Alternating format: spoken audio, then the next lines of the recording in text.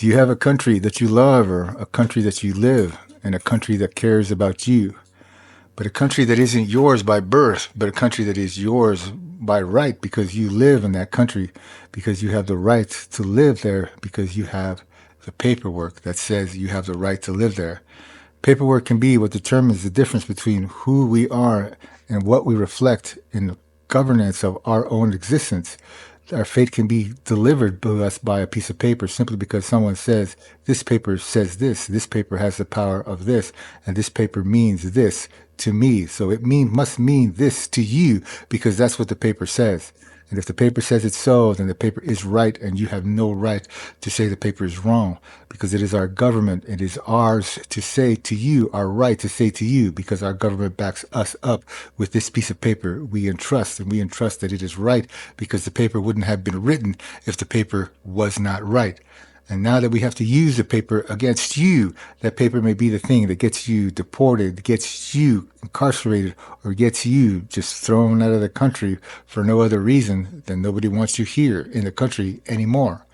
And deported would be the same, but it could also be the quick it could be the quick execution of some order that removes somebody from the country because somebody decides in the political arena that these people, whatever people that can be moved because a piece of paper says they can be moved, are people that are moved simply because somebody decides they will take the chance that the words on the paper are the words that they can speak and the words that they can enforce by their speak or their position in office. And if that position in office is sufficient enough, then that position in office is what will move the paper to be the power that shows the power to the people that are shown the paper, but who need to enforce the paper to the people that have no paper that reflects a counter to what the paper says they need to do, which is to leave. And if they leave thus, then they're the ones who are free to be free somewhere else, as long as the free they are is a free that doesn't need us to bother with them anymore. Because once they're gone, then they're gone. They're no longer our care, our charge, or anything of the sort. And those who have the paper simply may be the people that know nothing about the person or the person who wants them to leave. But if they're the people that want them to leave, then the leaving that they do is the leaving they do not for themselves, but for the people who feel that they have the power to make them leave. And if a person thus is a person who has no right to speak in a way that guards no fate except their own because the paper guards their fate, and chooses nothing except the paper says that they have the right to be the ones who choose that their fate is more important, that what they want is more important, that what they need is more important, that what they are is more important, because the paper says it so, only because the paper says you who has not have the right to stay because the paper says so, because the paper can be that way, are the one who is a less life because I can wave this paper in front of you, and the power is in the paper, not in me, because I don't wield that same power as the paper.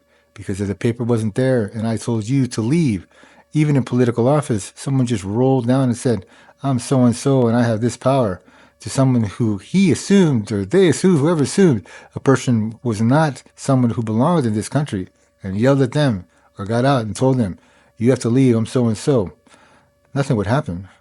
The person who was resolute to stay because they had the right, or maybe they didn't have the right, but simply didn't believe the person who had the right in their mind to tell them that, is a person who would simply just dismiss them outright. And the person who had all that power by themselves, standing alone, trying to move them with their words, with their voice, with their power behind them, could do nothing to move them. The power doesn't exist when you're at the ground level that way. That person is powerless. It's the paper that gives them the power. It's the paper that isn't their power. It's the paper that's backed by a greater power, and that greater power is not them. They're the ones who don't deserve the power if they don't wield it right, and they don't wield it correct, and they don't wield it with a justification as to why they wield it in that way. Law does not mean law is executed by the book, by the law. There's a lot of latitude in law. Police officers have a lot of discretion to enforce law, to enforce what they could use against someone to arrest them on the spot. They can go ahead and not ignore something, but use their better judgment from their experience being a police officer. They take care of the person, not just that the law is enforced, but when there are many people who don't need to be arrested, and there are many people who are given a second chance on the spot when they could have been arrested, a police officer can give a warning. A police officer can do something amazing and look at the person and say, I believe what you say. I believe that you are someone who is worth a second chance or a chance not to be thrown in jail. I believe you because you are respectful, you are honest, the way you speak to me.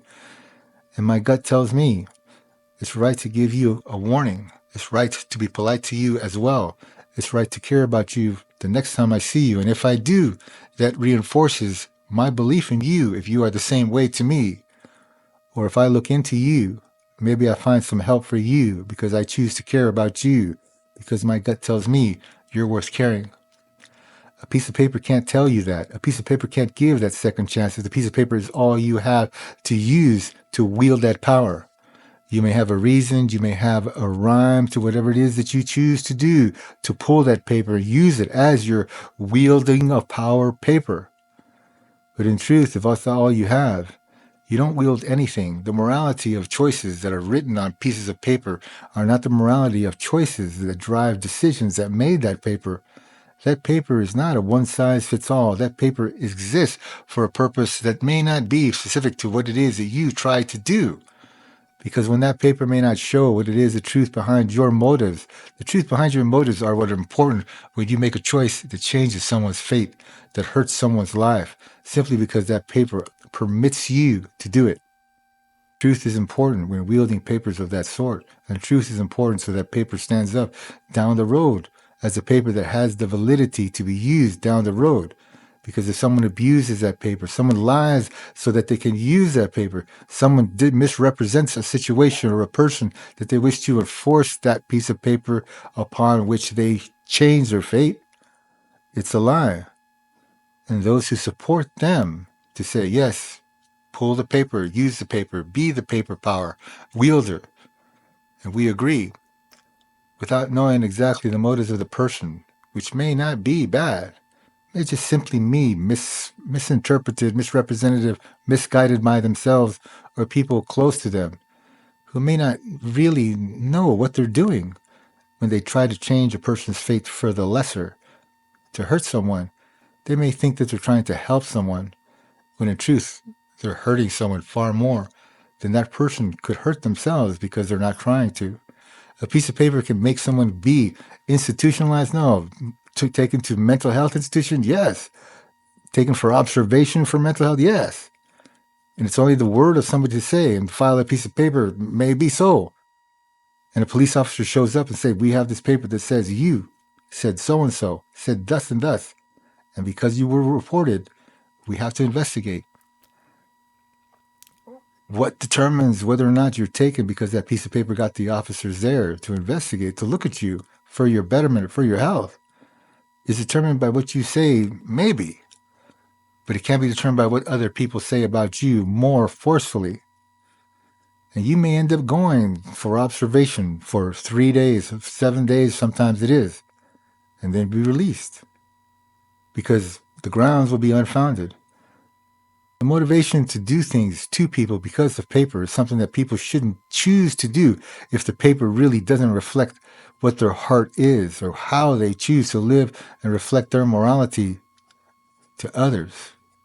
Morality is important in the decisions we make. Morality is important to guide us. Morality is what guides the pieces of paper that exist that wield power. And morality is what is ultimately responsible for the choices and decisions and the way we look at the world. Laws don't force us to look in a moral way. We all have our different moral compass, and we all have a different moral degrees of acceptance or what's not acceptable. What you believe is moral is what I believe is moral is maybe the same thing up to a point. But when we start to skirt what we may say is the acceptable morality that is ours to disagree on, some may think that it's petty or small. The difference is not significant enough. But to some who may have extreme degrees, extreme views is not the right word to say. Somebody who may just disagree with you may not disagree much, but they may use the morality argument as something that's right, to give them the right to say that you're wrong. But morality is something that's important too. If the person isn't truthful about the morality that they say is a reflection of what they speak to someone to say, your moral decision is wrong, well, then it shouldn't be too difficult to hit that down and make it not a moral argument that people will listen to. If you're someone who's wielding paper and you think that it's important for you to be the person that's in charge of it, then the person that's in charge of it is the person that wields the paper, not you. Because if somebody shows up with that piece of paper to wield that power for you in absentia, it's not something that's nice to do to someone when they don't deserve it. So if paper is something that you depend on, and paper is something that you reflect that is important to you, it is important, no doubt, absolute. It's what governs us, and it what helps us when we have disagreements. It's what can diffuse situations that can be volatile when there is no mediator except a piece of paper to guide us and guard us and to help us to understand that when we disagree and we think our moral compass is correct, that piece of paper may be the ultimate thing that corrects us. And if it's done correctly as a piece of paper that exists for that purpose, we're lucky to have it. So I say to all of those who wish to be the compasses of our morality, then I accept you if your morality is right. If I agree, then I'm lucky to agree. If you agree with me, then we're lucky to agree with each other. But if we don't agree, maybe a piece of paper is what we need to step in to decide what is right for us, even though our morality may not be in agreement. But if our morality is in agreement, then that paper doesn't mean anything, and the law doesn't need to be involved because the law will not agree unless it's made to bring that paper, to enforce that paper, and whatever it is that paper says, the law has to enforce. So, if you like what I say, I thank you for watching, I thank you for listening, and I thank you for spending the time to spend it with me. Amen.